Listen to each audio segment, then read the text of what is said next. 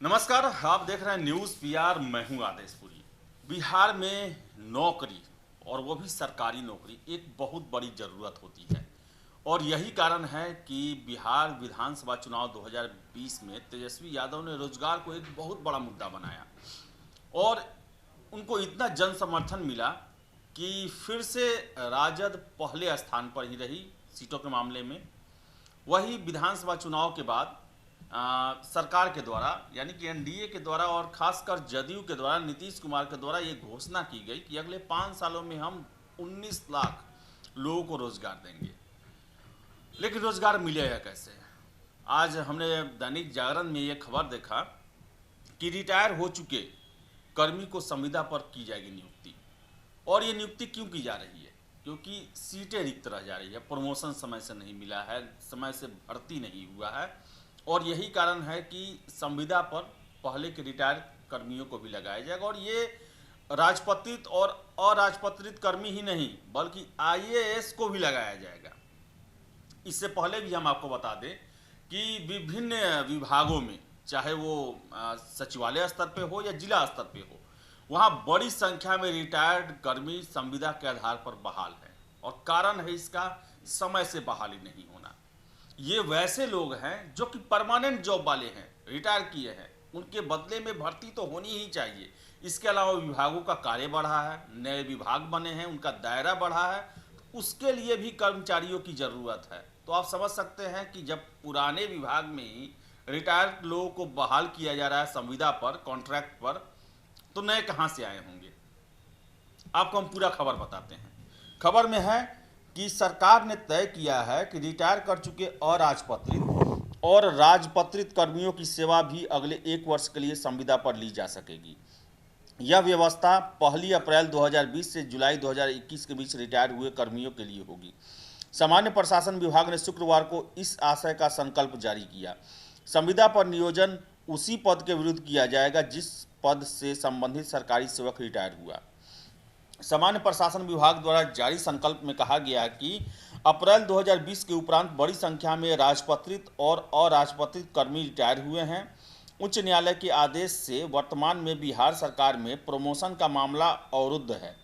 सेवानिवृत्ति और प्रमोशन बाधित होने की वजह से बड़ी संख्या में रिक्ति हो गई है। वर्तमान परिस्थितियों में उन पदों पर तत्काल पदस्थापना संभव नहीं है। वर्ष 2020 में ही कोविड संक्रमण और दूसरी लहर के कारण तथा विकास कार्यों को ससमय पूरा किए जाने की प्रतिबद्धता के कारण प्रशासनिक ढांचे पर काफ़ी बोझ है। कर्मियों की लगातार कमी हो रही, सेवानिवृत्ति और रिटायरमेंट के कारण यह कार्य बोझ निरंतर बढ़ रहा है। राजपत्रित और अराजपत्रित कर्मियों को अगले 1 वर्ष के लिए संविदा पर नियोजन के संबंध में कहा गया है कि यह व्यवस्था सिर्फ एक बार के लिए होगी। संबंधित सरकारी सेवक के विरुद्ध कोई आपराधिक या फिर अनुशासनिक कार्रवाई लंबित नहीं होनी चाहिए। सेवा काल के अंतिम 10 वर्षों में कोई बृहद दंड उसे नहीं मिला हो। और राजपत्रित कर्मियों पर विचार के लिए बनी समिति के अध्यक्ष प्रशासनिक विभाग के सचिव होंगे। राजपत्रित कर्मियों के मामले पर विचार करने के लिए एक समिति के अध्यक्ष मुख्य सचिव होंगे तथा सामान्य प्रशासन विभाग एवं वित्त विभाग के प्रधान सचिव इसके सदस्य होंगे। प्रशासनिक विभाग के सचिव इस समिति के सदस्य सचिव होंगे। वही आपको बता दें कि पीएचईडी में बहाल होंगे अवकाश प्राप्त आईएएस। लोक स्वास्थ्य अभियंत्रण विभाग यानी पीएचईडी में अवकाश प्राप्त आईएएस की बहाली होगी। जल्द ही इंटरव्यू होगा। बिहार राज्य स्वच्छता मिशन के प्रशासनिक पदाधिकारी के पद पर ये बहाल होंगे। बिहार विभाग ने इस इकलौते पद के लिए विज्ञापन जारी किया था। सूत्रों के मुताबिक इसके लिए कुल 5 आवेदन आए।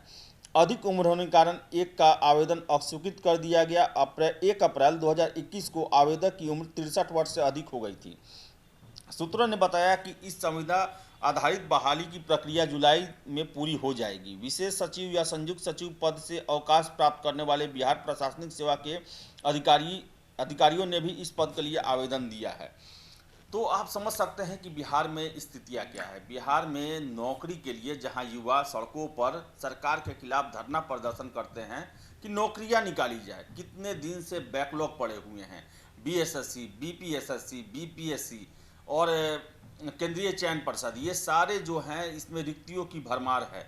अगर हम बात करें बिहार कर्मचारी चयन आयोग की, तो वहाँ पर अब आप समझ लीजिए कि आईटीआई जो अनुदेशक का पद है उसके लिए 2016 में फॉर्म फिलअप किया गया था, आज तक उसके लिए रिजल्ट घोषित नहीं किया गया। फिर से बात करें हम इंटर स्तरीय 7 सालों से चल रहा है। तृतीय सचिवालय सहायक 4 सालों से छात्र जो है उसके परीक्षा फॉर्म का इंतजार कर रहे हैं। इसके अलावा लैब टेक्नीशियन का उसका सारा काम जो है पहले 1 साल पहले ही पूरा हो गया, रिजल्ट नहीं जारी किया गया।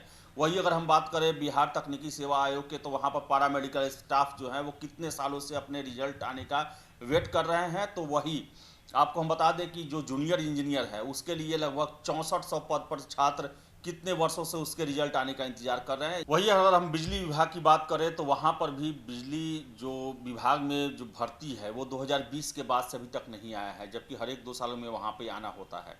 इसके अलावा विभिन्न विभाग जिलों में, जिला जितने भी जिला मुख्यालय हैं, प्रखंड हैं, अनुमंडल है, वहाँ पर जो कर्मी हैं, कर्मचारी हैं, उनकी एक बड़ी तादाद जो है वो भर्ती के लिए कब से इंतजार कर रही है। बावजूद इसके सरकार अभी तक भर्ती को पूरा नहीं कर पाई है। और यही कारण है कि संविदा के आधार पर वैसे लोग जो रिटायर कर चुके हैं उनको फिर से उसी डिपार्टमेंट में रखा जा रहा है। और ये कर्मचारी ही नहीं, आईएएस तक का है। अगर आप देखें तो जितने भी आयोग है बिहार के, सारे में रिटायर आईएएस आईपीएस को रखा गया है। BPSC R K. Mahajan retired IAS, BPSSC Sunit Kumar retired IPS. वही बात करें बिहार कर्मचारी चयन आयोग का, उसके भी जो है रविंद्र कुमार रिटायर्ड आईपीएस, केंद्रीय चयन परिषद रिटायर्ड आईपीएस एसके द्विवेदी, उसके केएस द्विवेदी उसके अध्यक्ष बने हुए हैं। तो बिहार में नौकरियों की ज़रूरत है, युवा बेहाल हैं, सड़कों पे हैं, जवानी जो है उनकी इसी तरह बर्बाद हो रही है। लॉज में, कोचिंग संस्थानों में पढ़ते पढ़ते वो परीक्षा आने का होने का इंतजार कर रहे हैं, बावजूद भर्ती नहीं निकल रहा है, जबकि रिक्ति बहुत ज़्यादा है। आपको बताएं कि विधानसभा चुनाव के समय में ही तेजस्वी यादव के द्वारा कहा गया था कि लगभग 5000 वैकेंसी अभी बिहार, 5 लाख वैकेंसी अभी बिहार में है, बावजूद इसके बिहार सरकार उनको भर्ती नहीं कर रही है। बात करें हम शिक्षकों के नियोजन का, उनका भी नियोजन का स्थिति देखिए, वर्षों से लंबित पड़ा हुआ है। इतने उलझाऊ नियम बना दिए गए हैं कि शिक्षा विभाग चाह कर भी उनकी जल्द से जल्द और पारदर्शी ढंग से बहाल नहीं कर पाती है। तो आप समझ सकते हैं कि बिहार में क्या परिस्थिति बना हुआ है। युवा जो हैं वो वर्षों तैयारी करते हैं, आस में बैठे रहते हैं कि कब नोटिफिकेशन आएगा। हर एक विभाग का वो फॉर्म देखा करते हैं कि कोई उसमें खाली पद के लिए वैकेंसी आए, जगह है, वैकेंसी है उसमें, लेकिन बावजूद सरकार उसको भर्ती न करने के संविदा पर जो रिटायर कर गए हैं, जो अब काम करने में सक्षम भी नहीं होंगे, 30-30, 35-35 साल जो काम किया है वो अब सक्षम भी नहीं होगा, उसको फिर से भर्ती किया जा रहा है। और कहा जा रहा है कि विकास योजनाओं को गति देना है।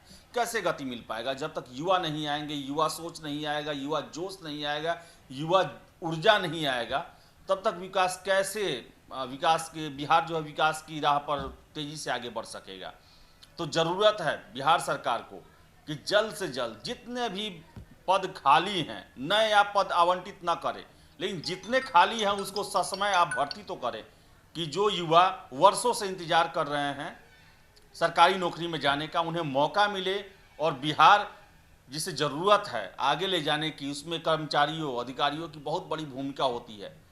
और जब तक वो नए युवा और जोश से लबरेज नहीं आएंगे तब तक बिहार कैसे आगे तेजी से बढ़ पाएगा।